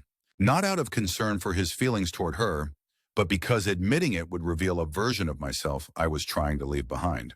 I see, he said, studying me. Well, that's good to know. We finished our coffees in relative silence, both seemingly exhausted by the emotional weight of our conversation. As we prepared to leave, Jared hesitated. I'm not asking for friendship, Alex. I know I don't deserve that, but maybe civility? If we run into each other again, I considered his request. I think I can manage civility. He nodded, relief evident. Thank you. That's more than I expected. We parted ways outside the coffee shop, our goodbye awkward but not hostile. As I watched him walk away, I felt strangely unmoored. For months, my anger toward Jared and Megan had been a fixed point, something to navigate by. Now faced with his genuine remorse, that anger felt less certain, its edges blurring. Walking home, I called Dr. Winter's office and left a message requesting an earlier appointment than our scheduled session the following week. This unexpected encounter had unsettled something in me, opening questions I wasn't prepared to answer alone. My phone buzzed with a text as I reached my building. Unknown number, but the message made the sender immediately clear. I saw you with Jared today. We should talk. See, Megan. I stared at the text, my heart rate accelerating. How had she seen us? Had she been watching Jared? Was their lunch more significant than he'd let on? More importantly, why did she think we needed to talk? What more could possibly be said between us after how we'd left things? I entered my apartment, dropped my keys on the counter, and poured myself a whiskey before responding. The familiar routine helped settle my nerves as I contemplated my reply. Well, what is there to talk about? I finally texted back.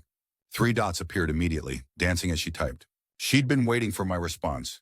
A lot, actually. Things I've learned. Things you should know.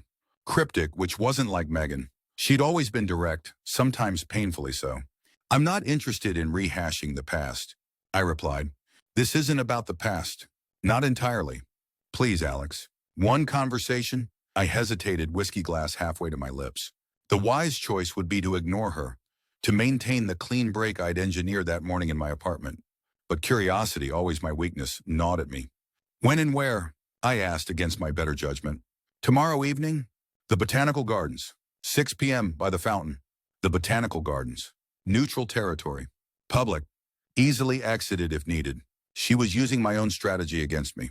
Fine, I replied, then added, one conversation. Thank you, she responded. See you then. I put my phone down and finished my whiskey, wondering if I'd just made a terrible mistake. The last time Megan and I had met to talk, I'd been executing a revenge plan months in the making. What was her agenda now? Sleep eluded me that night, my mind replaying both conversations, Jared's unexpected apology and Megan's cryptic request. By morning, I'd convinced myself to cancel the meeting with Megan, to maintain the distance that had allowed me to start healing. But by afternoon, curiosity had overwhelmed caution, and I found myself walking toward the Botanical Gardens, equal parts apprehensive and intrigued. The gardens were quiet on a weekday evening, just a few visitors strolling among the autumn blooms. The fountain at the center was a simple stone structure, water flowing gently over carved tiers into a circular basin. I arrived 10 minutes early, claiming a bench with good sight lines to the entrance pass. Megan appeared precisely at 6, punctual as always. She looked different than when I'd last seen her. Her hair longer, styled in loose waves, her posture more confident. She wore a simple green dress and low heels, practical for garden paths but still elegant. The sight of her stirred nothing in me but mild curiosity, a fact I noted with quiet satisfaction. She spotted me and approached, her expression guarded. Alex, thank you for coming. I nodded, not rising from the bench. You said we needed to talk. She sat beside me, maintaining a respectful distance.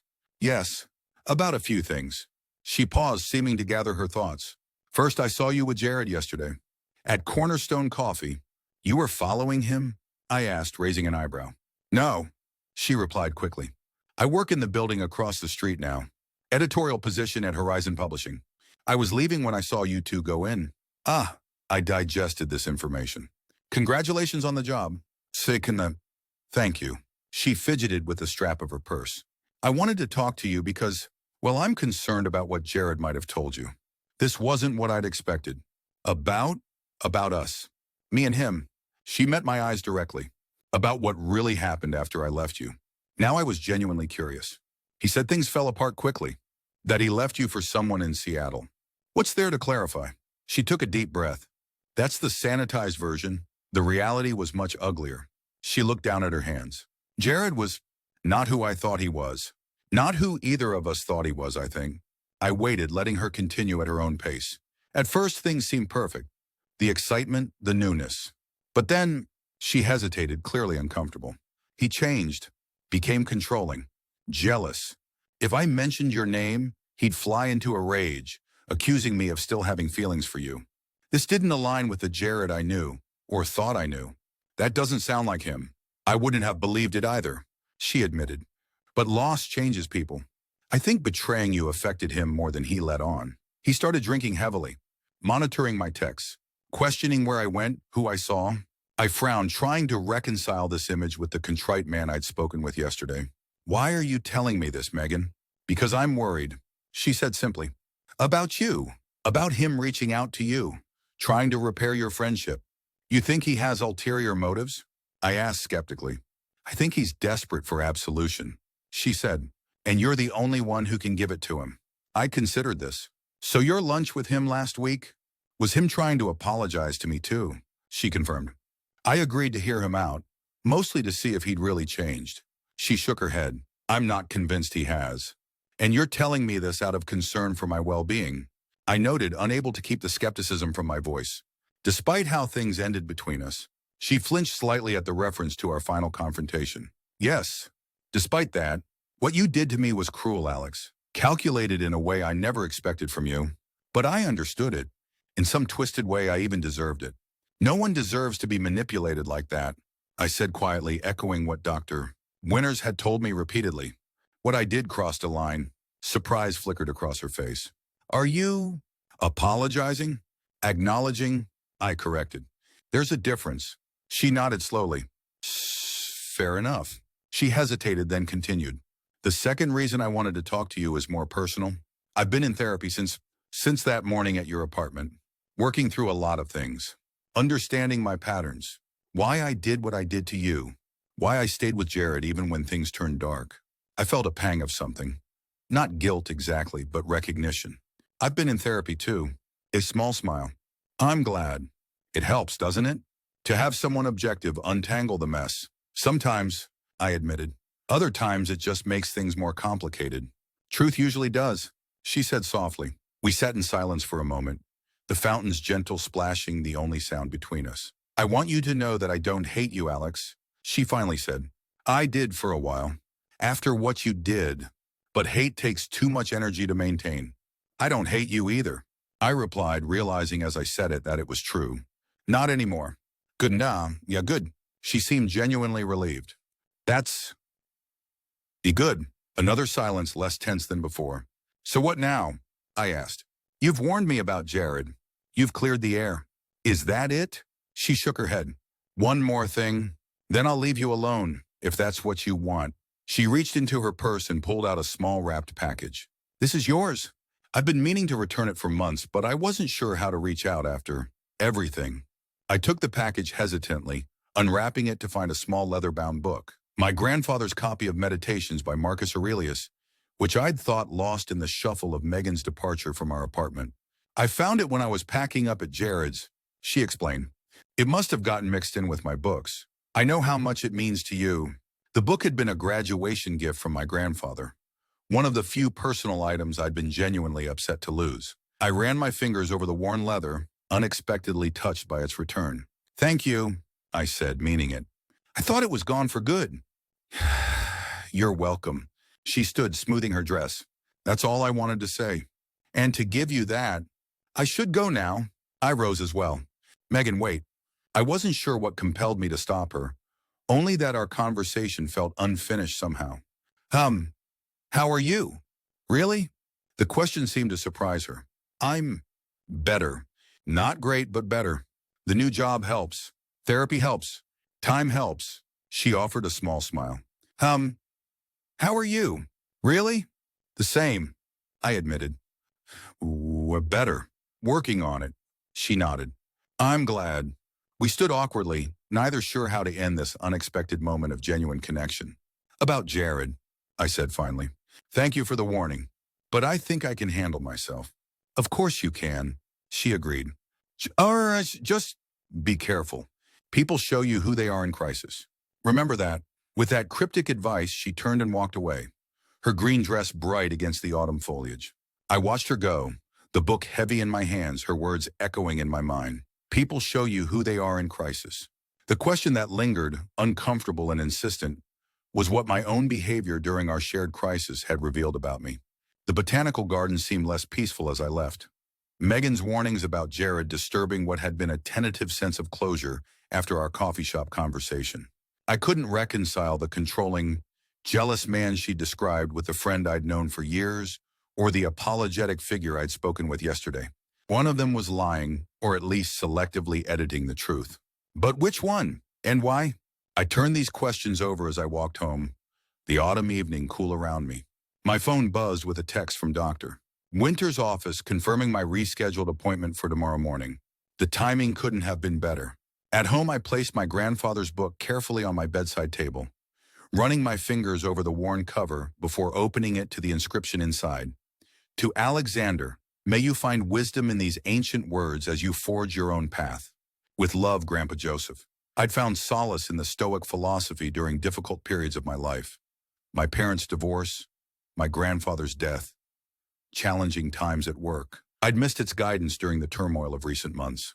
I flipped through the pages, stopping at a passage marked with my grandfather's neat pencil underline. The best revenge is to be unlike him who performed the injury. The words struck me with unexpected force. Had I lived up to this ideal in my response to Megan and Jared's betrayal? Quite the opposite. I had become exactly like them, inflicting calculated pain, manipulating emotions for my own satisfaction. I closed the book, unsettled by this realization. It was one thing for Dr. Winters to suggest my revenge had crossed ethical lines. It was another to find this judgment echoed in the wisdom I'd always most respected. Sleep came fitfully that night. My dreams a confused jumble of Jared's apologetic face, Megan's warnings, and my grandfather's disappointed gaze. Morning brought no clarity, but at least Dr. Winter's office offered the promise of objective guidance. I arrived early for my appointment, anxious to sort through the conflicting narratives and my own confused reactions. You've had an eventful few days. Dr. Winters observed after I'd recounted my encounters with both Jared and Megan. Hi, how are you feeling about it all? I considered the question carefully. Confused mostly, like I'm missing something important. Such as? The truth, I said frankly. Jared presents one version of events, Megan another. Both seem sincere, but they can't both be right. Dr. Winters nodded. Or perhaps they can, from their respective perspectives. Reality is subjective, especially in emotionally charged situations. So what do I do with that? I asked. How do I know who to believe? Who to trust? That depends, she said thoughtfully. What are your goals here, Alex? Do you want to renew these relationships? Maintain distance? Seek further closure? I hadn't considered this fundamental question. What did I want from these unexpected reconnections? I don't know, I admitted. When Megan first reached out months ago, I had a clear goal: revenge. When Jared called after she told me he'd left her, I had a clear role in that revenge. But now, I don't have an agenda. I'm just reacting. That's progress. Doctor? Winters noted with a small smile. Reacting authentically rather than plotting strategically. That's healthier, even if it feels more uncomfortable. I hadn't thought of it that way. So what now? Now you decide what you want these people to be in your life going forward, if anything at all. Not based on the past, but on the present. On who they are now, who you are now. And if I don't know that yet, then you give yourself time, she said simply. There's no rush to decide. You can take space, observe, Gather more information. Trust your instincts. My instincts haven't been particularly trustworthy lately, I pointed out. They led me to execute a months-long revenge scheme. That wasn't instinct, she corrected gently. That was wounded pride and unprocessed pain. Very different things. I considered this distinction. How do I tell the difference? Instinct tends to be immediate, a gut reaction to protect yourself. The revenge you described was calculated, planned over time. It came from a place of control, not protection. She leaned forward slightly.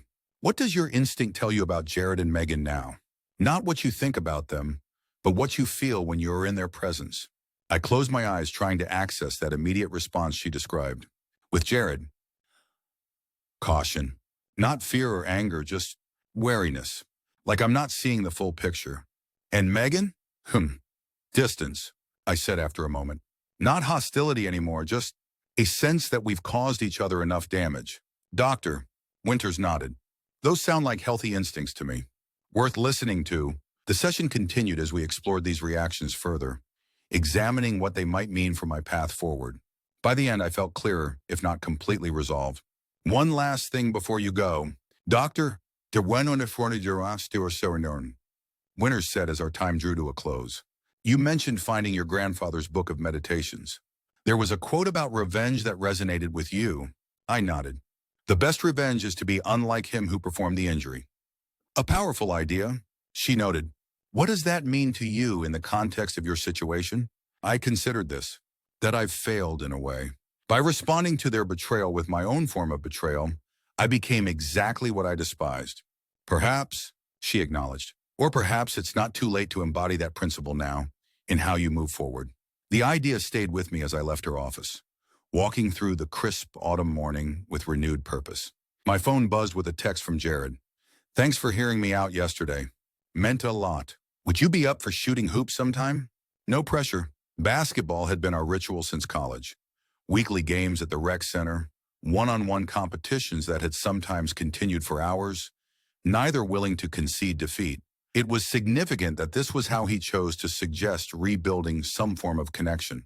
I thought about Megan's warnings, about my own instinctive caution around Jared, but I also considered Dr.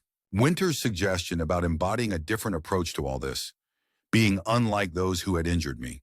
Maybe, I texted back. Need to think about it. His response came quickly. Of course. No rush. Offer stands.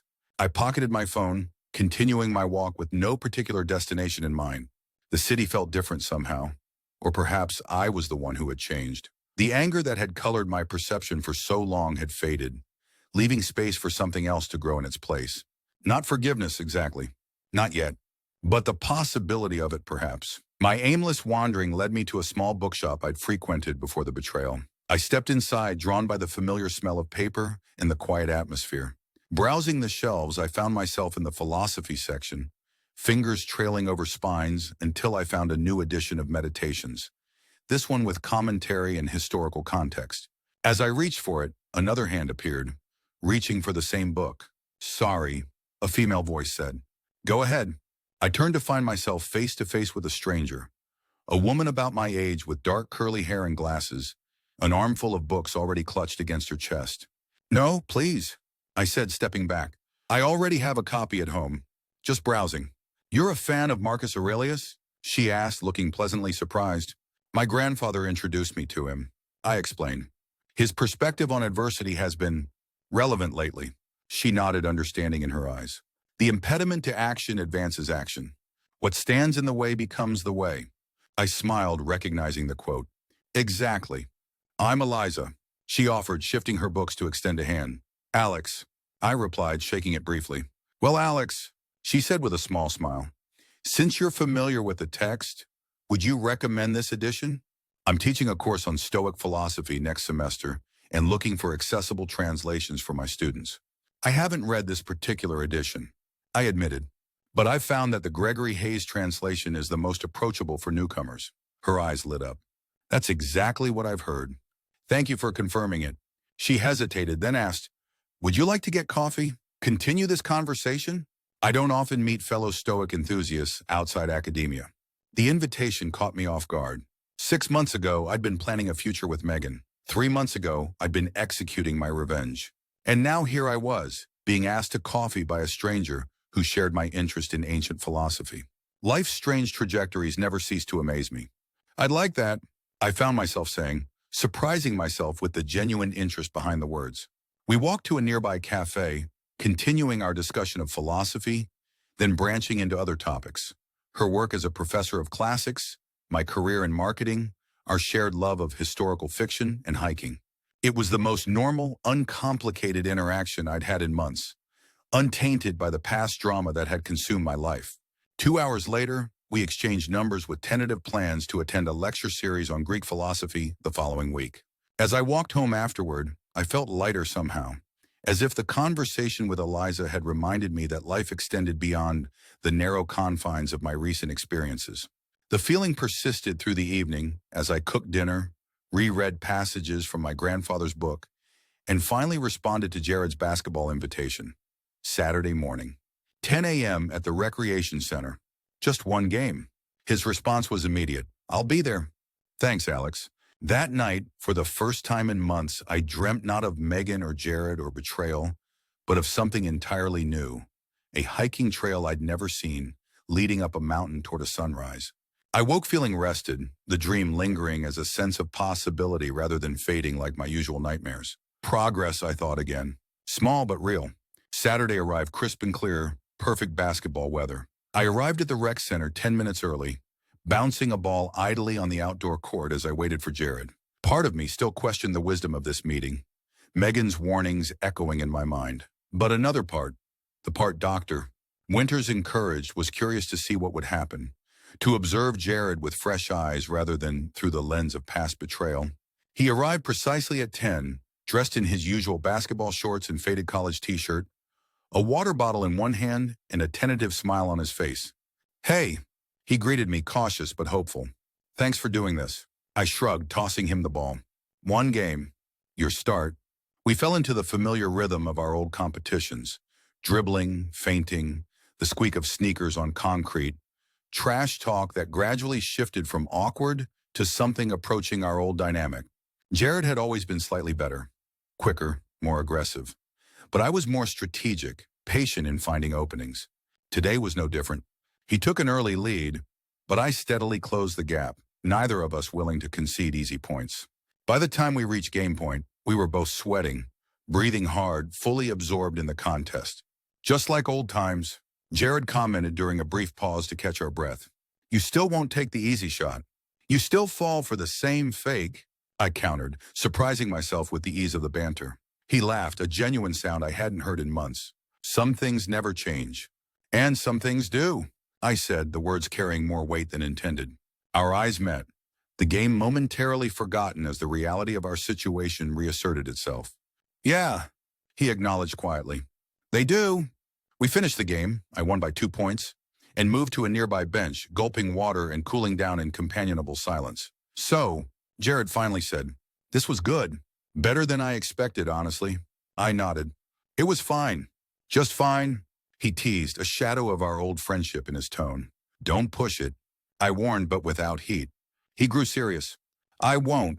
I know this doesn't fix anything, Alex. One basketball game doesn't erase what happened. No, I agreed. It doesn't, but it's a start, maybe? The question was tentative, hopeful. I considered this. Was it a start? Did I want it to be?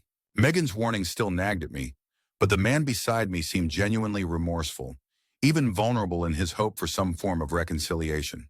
Maybe, I allowed. We'll see. He nodded, accepting this limited concession. That's fair. He hesitated, then added, I heard you talk to Megan. I tensed slightly. News travels fast. Small town, he said, echoing my words from our coffee shop conversation. She reached out afterward. Wanted to know what we discussed. This caught my attention. What did you tell her? The truth. That I apologized. That you were understandably reserved. He paused. She seemed worried. She thinks you're not what you seem. I said bluntly, deciding to address the elephant in the room. That you were different with her than you were with me. Controlling. Jealous. Jared's expression shifted, something darkening in his eyes before he controlled it. She told you that? I nodded, watching his reaction carefully. He sighed deeply, running a hand through his sweat-damp hair. Relationships bring out different sides of people, Alex. Things between me and Megan, they got complicated fast. Complicated how? I pressed. We both brought too much baggage, he said after a moment. Guilt over hurting you? Expectations that couldn't be met. When things started falling apart, neither of us handled it well. That's vague, I noted.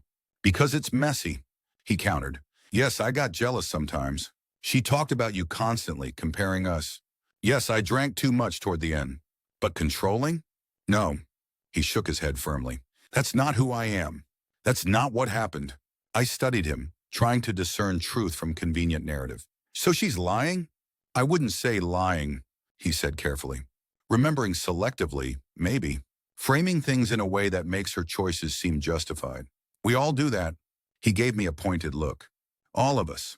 The implicit reference to my own actions, both in confronting him about Megan now and perhaps in my unspoken revenge against her, wasn't lost on me. Fair point, I conceded. He took a long drink of water. Look, I'm not here to badmouth Megan or defend every mistake I made. I just want... He trailed off, seeming to search for the right words. What? I prompted. What do you want, Jared? A chance, he said simply. Not to go back to how things were. I know that's impossible. But to build something new, maybe. A friendship that acknowledges what happened but isn't defined by it. He met my eyes directly. I miss having you in my life, man. As pathetic as that sounds after what I did, the sincerity in his voice was difficult to dismiss. Yet Megan's warnings lingered, along with my own instinctive caution. I need time, I said finally. This is a lot. Of course, he agreed quickly. No pressure. Just think about it. I nodded. I will. We parted with an awkward half-handshake, half-hug that embodied the uncertain territory we were navigating. As I walked home, showered, and settled in with a book, my mind kept returning to the contradicting narratives Jared and Megan had presented. Both couldn't be entirely true, but both might contain elements of truth, viewed through the distorting lens of emotional pain and self-justification. The question was which elements to believe, which to question. Sunday dinner at my parents' house provided a welcome distraction from these circling thoughts. My mother's lasagna, my father's bad jokes, my sister Leah's updates on her veterinary practice. The familiar rhythm of family soothed something raw within me. After dinner, Leah and I took coffee to the back porch, enjoying the crisp evening air as our parents cleaned up inside, their good-natured bickering filtering through the screen door. You seem better, Leah observed, studying me over the rim of her mug. More present. I smiled faintly. That's what Ben said too. Is it that noticeable? To people who love you? Yes, she nudged my shoulder gently. The therapy's helping then? It is, I admitted. Though this week has been complicated. How so? I hesitated, then gave her an abbreviated version of my encounters with both Jared and Megan, their conflicting accounts. My uncertainty about how to proceed. Leah listened without interrupting, her expression thoughtful. When I finished, she was quiet for a long moment. Can I offer an opinion? She finally asked. As someone who watched you go through all this from the beginning, I nodded. Please, let them go, she said simply. Both of them. I blinked, surprised by the directness of her advice. Just like that? Just like that, she confirmed. Not out of anger or bitterness. Not because they're bad people, or because what they did is unforgivable. But because some relationships, once broken in certain ways, can never be healthy again. I considered this. Dr. Winters hasn't suggested that, because her job is to help you process, not to make decisions for you, Leah pointed out. My job as your sister is to tell you hard truths when you need to hear them. And you think this is one of those times? I think, she said carefully, that you've been stuck in the gravity of these relationships for too long, obsessing over the betrayal, planning revenge, now trying to untangle who's telling the truth about what happened after you were out of the picture. She shook her head. All of it keeps you tethered to people who hurt you tremendously. People who, by their own admissions, weren't good for each other either. Her words struck a chord, resonating with something I'd felt but hadn't articulated. What about forgiveness? I asked. Isn't that important for moving on? Forgiveness doesn't require reconciliation, she countered. You can forgive them, both of them, without letting them back into your life. In fact, sometimes that's the healthiest form of forgiveness. I mulled this over, watching the sunset paint the sky in vivid oranges and pinks. When did you get so wise? She laughed. I've always been the smart one. You were just too busy being the responsible one to notice. I smiled, appreciating her lightening of the mood. So your advice is clean breaks, no looking back. Clean breaks, yes. No looking back, no. She sipped her coffee thoughtfully. The looking back, the processing, the understanding, that's important. That's what therapy is for. But you can integrate those lessons without integrating the people back into your life. As we drove home later that evening, Leah's advice settled into me, feeling right in a way I hadn't expected. The possibility of walking away entirely, not from unprocessed anger, but from processed understanding, was strangely liberating. At home, I found myself drawn to my grandfather's book again, flipping through its pages until I found another underlined passage. If you are distressed by anything external, the pain is not due to the thing itself, but to your estimate of it, and this you have the power to revoke at any moment. The power to revoke. To choose a different path, a different response. To step away from the gravitational pull of past relationships and forge something new. Monday morning, I texted both Jared and Megan, scheduling separate meetings for that week. Not to continue the endless cycle of explanation and counter-explanation, but to close those chapters definitively with the clarity I'd been lacking before. I met Jared first at a park bench during lunch hour on Wednesday. The weather had turned cooler, leaves swirling around our feet as we sat side by side, looking out over the duck pond. I've been thinking about what you said, I began, about building something new. He nodded, hope evident in his expression. And I can't do it, I said simply. Not because I don't believe you're sorry, not because I can't forgive you, but because some fractures can't be repaired. His face fell, though he tried to mask his disappointment. I understand. I hope you do, I continued, my voice steady. This isn't about punishment, Jared. It's about recognizing that relationships, once broken in certain ways, can't become healthy again. So that's it? He asked, a hint of frustration breaking through. One mistake defines everything. It wasn't one mistake, I corrected gently. It was a series of choices that revealed character, yours and mine. And you can't get past that? I don't want to, I admitted. It's not about capability. It's about choice. He was quiet for a long moment, absorbing this. And there's nothing I can say to change your mind? Nothing I can do? No, I said firmly. This isn't a negotiation, Jared. It's me telling you where I stand. He nodded slowly, resignation replacing frustration. I get it. I don't like it, but I get it. I wish you well, I said, meaning it. I hope you find what you're looking for, but it won't be through me. We parted with a handshake, formal but not hostile. As I watched him walk away, I felt a weight lift. Not the burden of anger, which had already begun to fade, but the heavier burden of obligation. The sense that forgiveness required reconciliation, that moving forward meant bringing everyone along. Friday evening found me at a small cafe near the publishing house where Megan now worked.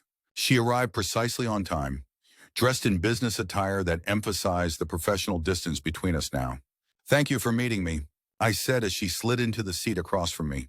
Of course, she replied, her expression guarded. Your text sounded important. I nodded. It is, at least to me. I took a deep breath. I've been doing a lot of thinking since we last spoke. About the past, about the future, about what I want and what I need. She watched me carefully. And I've realized that I need to completely close this chapter of my life. I said simply, no more meetings, no more warnings about Jared, no more attempting to understand what happened after I was out of the picture. A clean final break. She didn't seem surprised.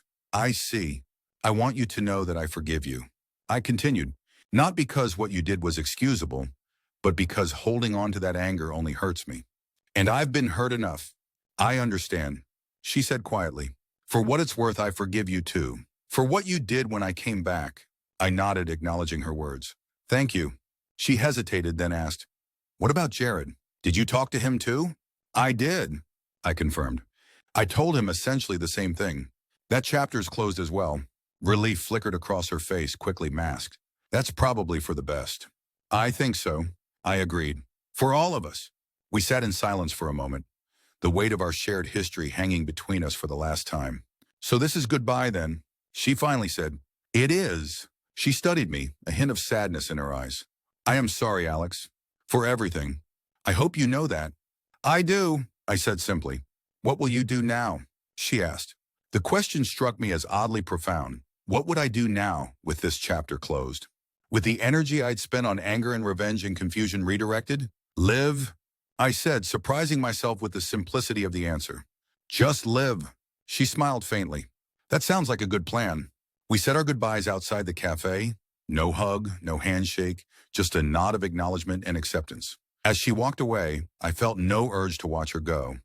No lingering attachment to what we'd been or what we'd done to each other. Instead, I turned and walked in the opposite direction, toward the botanical gardens where we'd met weeks ago. The autumn evening was cool and clear, the gardens illuminated for a seasonal display I'd read about but hadn't planned to attend. On impulse, I bought a ticket and wandered the paths, admiring the artful lighting that transformed familiar plants into something magical and new. Families with children, couples holding hands, friends chatting excitedly. Normal life continuing all around me. I found myself by the fountain where Megan and I had sat, now surrounded by lanterns that cast dancing reflections on the water's surface. Sitting on the same bench, I took out my phone and texted Eliza, the woman from the bookstore whom I'd been meaning to contact about the philosophy lecture. Still interested in that lecture series next week? I wrote. Her response came quickly. Absolutely. I was wondering if you'd forgotten. Not forgotten, I replied. Just needed to tie up some loose ends. How about dinner before the lecture? I'd like that, she answered. I smiled, pocketing my phone and leaning back to enjoy the play of light on water. The future stretched before me, undefined but open in a way it hadn't been for months. Years, perhaps. As I sat there, a stray thought floated through my mind. One of my grandfather's favorite sayings, not from Marcus Aurelius, but from his own practical wisdom. The past has already taken enough from you. Don't let it take your present too. For the first time in a long time, I felt ready to fully embrace that advice, to step completely into the present without the weight of betrayal or revenge shadowing every moment. Not because I'd forgotten what had happened, but because I'd finally truly processed it. The best revenge, as Marcus Aurelius had written, was to be unlike those who had performed the injury. Not to inflict equal pain, as I'd once believed, but to refuse to be defined by pain at all, to choose a different path entirely. Rising from the bench, I walked through the illuminated gardens toward the exit, toward home, toward whatever came next. Behind me, the fountain continued its steady flow. Water over stone, constant yet ever-changing, like life itself moving inevitably forward. And for once, I was ready to move with it.